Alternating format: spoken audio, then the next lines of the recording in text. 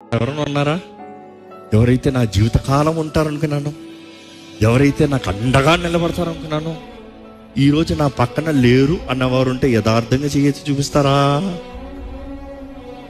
అంతా వారికి మాత్రం దేవుడు సపోర్ట్ పిలిచి తీస్తాడు అనమాట.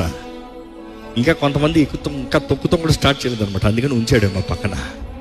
కానీ ఏదో ఒక రోజు పోవాల్సిందే, జాగ్రత్త. ఈ లోకంలో ఎవరైనా సరే ఏదో ఒక రోజు ఒంటరితనంలో నిలబడాల్సిందే, జాగ్రత్త.